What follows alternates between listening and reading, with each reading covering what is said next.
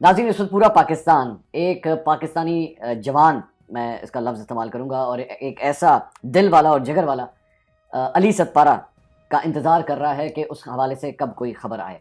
और television screen, social media, हर जगह एक ही तरफ कॉन्सन्ट्रेशन है कि अली सत्पारा की हमें कोई ख़बर मौसूल हो। अली सत्पारा कौन है? अली सत्पारा जो है वो एक कोपैमा है, और वो एक ऐसा हीरो है पाकिस्तान का जिसको कम लोग ही जानते हैं। अली सत्पारा ने 14,8,000 पीक्स की जो मुख्तलिफ पहाड़ हैं, मैं आपको बताऊं कि 8,000 मीटर से ऊपर जो है वो 14 मुख्तलिफ पहाड़ हैं पूरी दुनिया के अंदर। उन 14 में से 8 अली सत्पारा ने सर किए हुए हैं। और कोई भी शख्स वो 14 में से एक भी अगर कर ले तो वो बहुत बड़ी बात होती है। लेकिन इस शख्स ने 8 दफ़ा ये 8,000 मीटर की चोटियां जो हैं वो सर की हैं, मुख्तलिफ चोटियां। अगर आप सिर्फ वहां से निकलें, स्कर्दू से निकलें और K2 बेस कैंप के लिए आप चलना शुरू करें, तो सबसे पहले आप स्कर्दू से मेरे ख्याल में 6 से 7 घंटे की जीप ड्राइव है जो आपको अस्कोले गांव की तरफ लेके जाती है। अस्कोले गांव में जाते हैं आप, और वहां पे जाके जीप आपको उतारती है और आप वहां पे कैंप करते हैं, रात क़याम करते हैं। और फिर अगले दिन वहां से आपका K2 बेस कैंप का सफ़र शुरू होता है, जो अगर आप बीच में रेस्ट लें, एक दिन रुक जाएं, रेस्ट लें, तो रोज़ की तकरीबन 7, 8, 9 घंटे की मुसाफियत है। आपको पैदल चलना है पहाड़ों के बीच में, और ये करते करते आपको कम अज़ कम 5 दिन लगते हैं अस्कोले गांव से K2 बेस कैंप तक पहुंचने में। और वो रोज़ आपने जब 7, 8, 9 घंटे चलना है, तो ख़ास तौर पे वो लोग जिनका ज़मीनी इलाकों से ताल्लुक़ है, जिस तरह मेरा है, पंजाब से हमारा ताल्लुक़ है, तो हमारे लिए ये उतना ही मुश्किल काम होता है क्योंकि हमें आदत नहीं होती पहाड़ों पर चलने की। लेकिन जो लोग वहाँ के मुकामी होते हैं, जिस तरह सतपारा थे, सतपारा जो है एक गाँव का नाम है जो कि स्कर्दू से बाहर है। सतपारा झील भी बड़ी मशहूर है, इनका वहाँ से ताल्लुक़ था। या शमशाल का एक गांव है जो कि हुंजा से आगे जाके आता है, और एक पोर्टर के तौर पे उसने अपना आगाज़ किया था। और पोर्टर के तौर पे काम करते करते मुख्तलिफ ग्रुप्स के साथ वो इस तरह लोगों को K2 बेस कैंप तक लेके जाता था, या इस तरह जो मुख्तलिफ और वहाँ पे पहाड़ हैं, ब्रॉड पीक है, गशब्रम 1 है, गशब्रम 2 है, और इस तरह की मुख्तलिफ जो चोटियाँ हैं, उनके लिए जो मिशन वहाँ पर जाते थे, ये उनके साथ एक पोर्टर का काम करता था। लेकिन फिर इसने कोपेमाई की तरफ रुख करना शुरू किया। इसने सियाचिन के लिए भी काम किया हुआ है। सियाचिन में जब पाक फौज को वहाँ के लोकल पोर्टर्स की ज़रूरत होती थी सामान को ले जाने के लिए, तो अली सत्पारा ने वहाँ पे भी काम किया हुआ है। तो वहाँ से ये सिलसिला उसके बाद आगे चलना शुरू हुआ।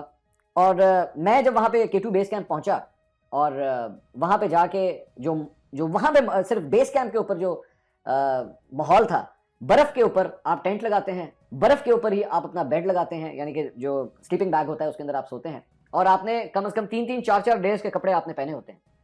अब मैं ज़रा थोड़ा सा आपको वो समझा देता हूँ कि मिशंस जो हैं वो किस तरह ऊपर जाते हैं और अली सत्पारा किधर जाके फंसे हैं, ऊपर जाके प्रॉब्लम किधर आई है। अक्सर लोग ये समझते हैं कि जैसे ही मिशंस वहाँ पे पहुँचते हैं तो ये जाते साथ ही जो है वो अगले दिन ही पहाड़ चढ़ना शुरू हो जाते हैं। नहीं, इस तरह नहीं होता।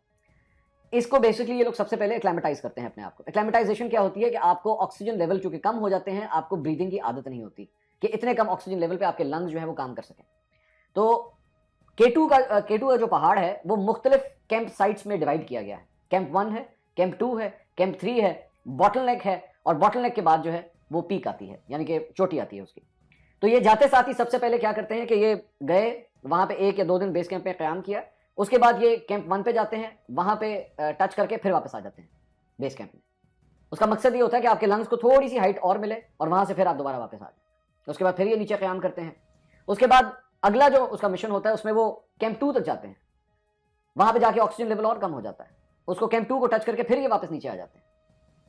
फिर उसके बाद दोबारा नीचे आके फिर दोबारा ये ऊपर जाते हैं, कैंप 1 के ऊपर जाते हैं, और फिर रात गुजारते हैं वहां पे, ताकि ज्यादा से ज्यादा आप टाइम गुजार सकें, मजीद ऑक्सीजन लेवल आप कम होगा और आपने ज्यादा टाइम में गुजारा है। इस प्रोसेस को आप एक्लेमेटाइजेशन कहते हैं। ये सारे मिशन जो हैं ये वहां पे, यानी कि बेस कैंप पे इनका जो क़याम का जो टाइम होता है वो 25 दिन से 1 महीना भी लग सकता है कि ये उसी एनवायरमेंट में रहते हैं। तो ये अपने बेटे के साथ और 2 और इनके साथ जो कोपैमा थे, उनके साथ ये ऊपर गए।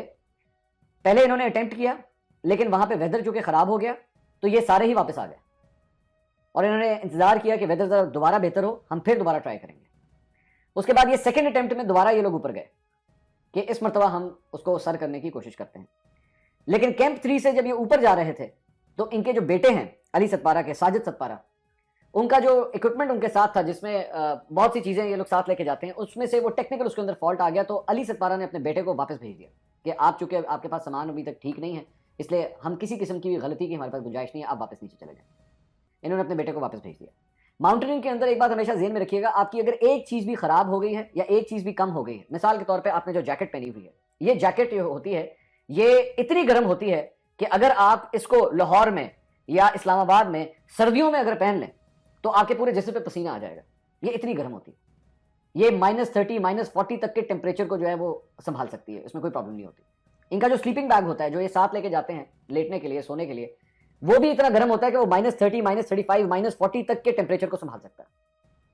लेकिन उसके बाद जब आप कैंप 1 कैंप 2 कैंप 3 और बॉटल नेक को जब आप क्रॉस करते हैं तो K2 की पीक के ऊपर जो टेम्परेचर्स पहुंच जाते हैं वो -60 डिग्रीज तक चले जाते हैं। और -60 डिग्रीज का मतलब यह है कि आपकी आंख के अंदर जो लिक्विड मौजूद होता है ना, आपकी आंख के अंदर, वो भी जम सकता है। आपकी उंगलियां अगर बाहर रह गई हैं तो आपकी उंगलियों की टिप्स जल सकती हैं। आपके जिस्म का कोई भी हिस्सा अगर उन कपड़ों से बाहर रह गया है तो उसके जलने का खतरा होता है, वो जम जाता है वो सब। और वो आपकी अगर ये उंगली जम गई है, इसको आप यूं अगर तोड़ेंगे तो आपके हाथ में भी आ सकती है। इतनी सख्त सर्दी होती है, और उसको ये लोग फिर फ्रॉस्ट बाइट का नाम भी देते हैं जब आप, और वो आप बिल्कुल महसूस करना बंद कर देते हैं। अच्छा, अब मैं आपको बताता हूं कि बॉटल नेक के बाद वो जो आखिरी मरला है जिसे डेथ जोन भी कहते हैं, उसके डेथ जोन क्यों कहते हैं अब मैं आपको वो बताता हूं। उसे डेथ जोन इसलिए कहा जाता है कि जब आप उसको क्रॉस करते हैं तो ऑक्सीजन लेवल्स इस हद तक ड्रॉप हो चुके होते हैं कि आपके दिमाग को ऑक्सीजन मिलना बंद हो जाती है, और जब आपके पास ऑक्सीजन नहीं होती तो आपका दिमाग काम करना बंद कर देता है।